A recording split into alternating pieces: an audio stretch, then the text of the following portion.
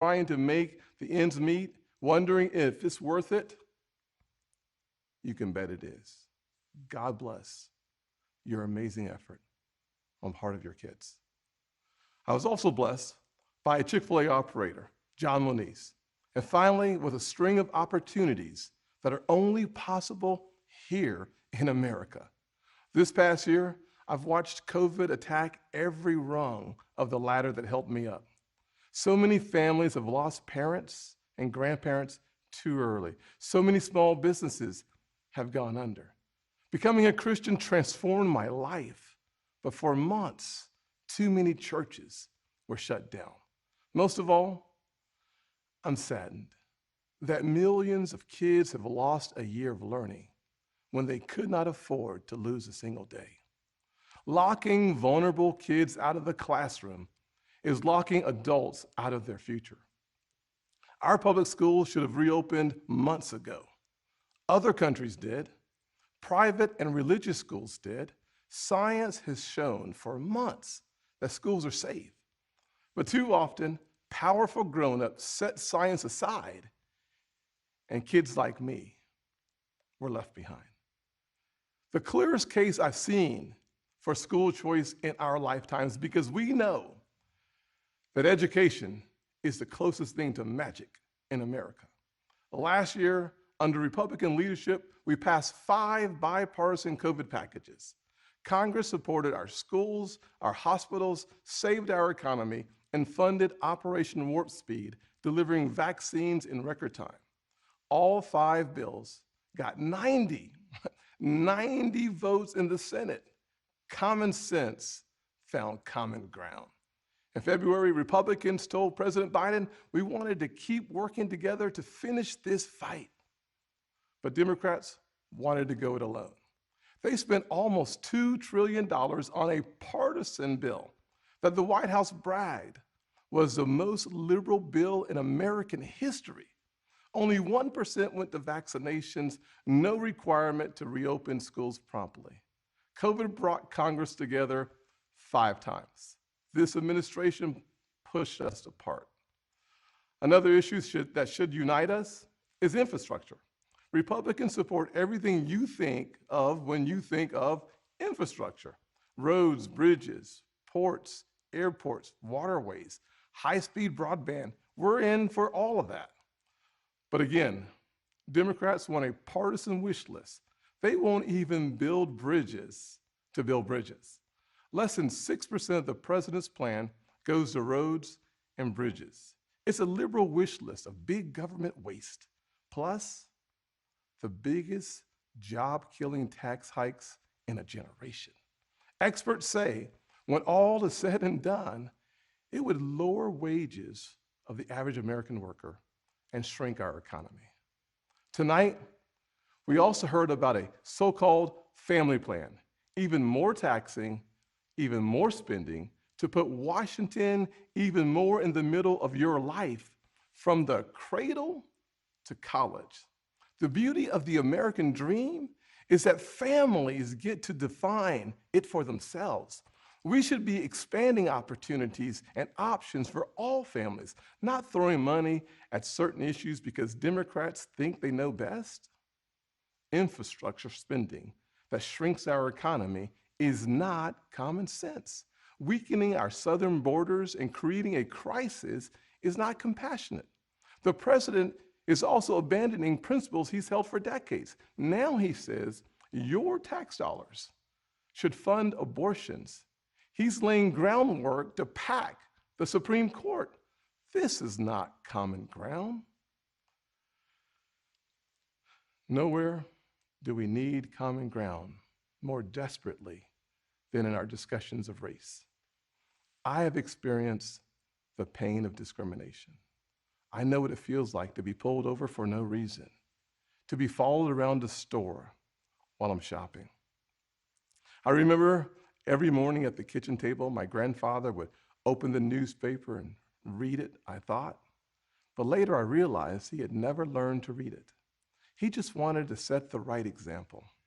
I've also experienced a different kind of intolerance. I get called Uncle Tom and the N-word by progressives, by liberals, Just last week, a national newspaper suggested my family's poverty was actually privilege because a relative owned land generations before my time.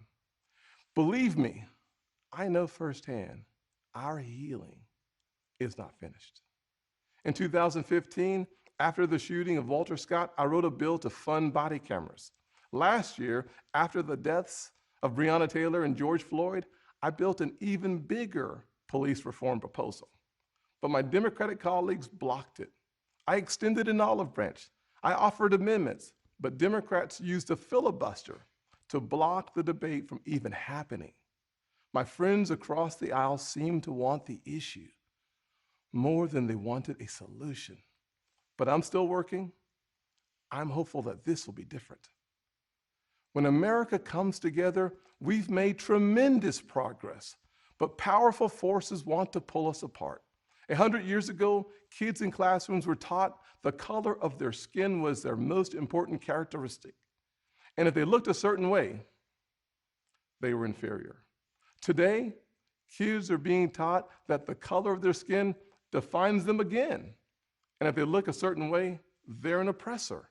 From colleges to corporations to our culture, people are making money and gaining power by pretending we haven't made any progress at all, by doubling down on the divisions we've worked so hard to heal. You know this stuff is wrong. Hear me clearly. America is not a racist country. It's backwards to fight discrimination with different types of discrimination, and it's wrong to try to use our painful past to dishonestly shut down debates in the present. I'm an African American who has voted in the South my entire life. I take voting rights personally. Republicans support making it easier to vote and harder to cheat, and so do the voters. Big majorities of Americans support early voting, and big majorities support voter ID, including African Americans and Hispanics. Common sense makes common ground. But today, this conversation has collapsed. The state of Georgia passed a law that expands early voting, preserves no excuse mail-in voting, and despite what the president claimed, did not reduce election day hours. If you actually read this law, it's mainstream. It will be easier to vote early in Georgia than in Democrat-run New York. But the left doesn't want you to know that. They want people virtue signaling by yelling about a law they haven't even read. Fact checkers have called out the White House for misstatements. The president absurdly claims that this is worse than Jim Crow. What is going on here? I'll tell you, a Washington power grab.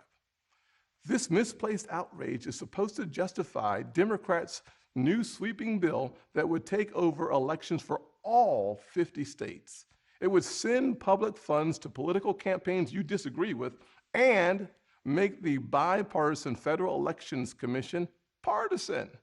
This is not about civil rights or our racial past. It's about rigging elections in the future.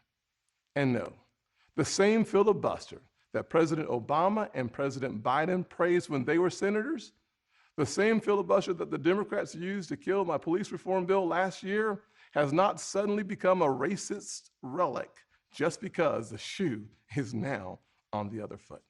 Race is not a political weapon to settle every issue the way one side wants.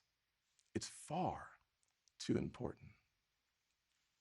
This should be a joyful springtime for our nation. This administration inherited a tide that had already turned. The coronavirus is on the run. Thanks to Operation Warp Speed and the Trump administration, our country is flooded with safe and effective vaccines. Thanks to our bipartisan work last year, job openings are rebounding. So why do we feel so divided? Anxious. A nation with so much cause for hope should not feel so heavy laden. A president who promised to bring us together should not be pushing agendas that tear us apart. The American family deserves better. And we know what better looks like. Just before COVID, we had the most inclusive economy in my lifetime, the lowest unemployment rates ever recorded for African Americans, Hispanics, and Asians, and a 70-year low nearly for women. Wages were growing faster at the bottom than at the top. The bottom 25% saw their wages go up faster than the top 25%. That happened because Republicans focused on expanding opportunity for all Americans. In addition to that, we passed opportunity zones, criminal justice reform, and permanent funding for historically Black colleges and universities for the first time ever. We fought the drug epidemic, rebuilt our military, and cut taxes for working families and single moms like the one that raised me. Our best future will not come from Washington schemes or socialist dreams. It will come from you, the American people, Black, Hispanic, white, and Asian, Republican and Democrat, brave police officers in Black neighborhoods. We are not adversaries. We are family. We are all in this together, and we get to live in the greatest country on earth. The country where my grandfather in his 94 years saw his family go from cotton to Congress in one lifetime. So I am more than hopeful. I am confident that our finest hour is yet to come. Original sin is never the end of the story, not in our souls and not for our nation. The real story is always redemption. I am standing here because my mom has prayed me through some really tough times. I believe our nation has succeeded the same way because generations of Americans in their own ways have asked for grace and God has supplied it. So I will close with a word from a worship song that really helped me through this past year of COVID. The music is new, but the words draw from Scripture. May the Lord bless you and keep you, make his face shine upon you and be gracious to you. May his presence go before you and behind you and beside you. In your weeping and your rejoicing, he is for you. May his favor be upon our nation for 1,000 generations, and your family and your children and their children. Good night, and God bless the United States of America.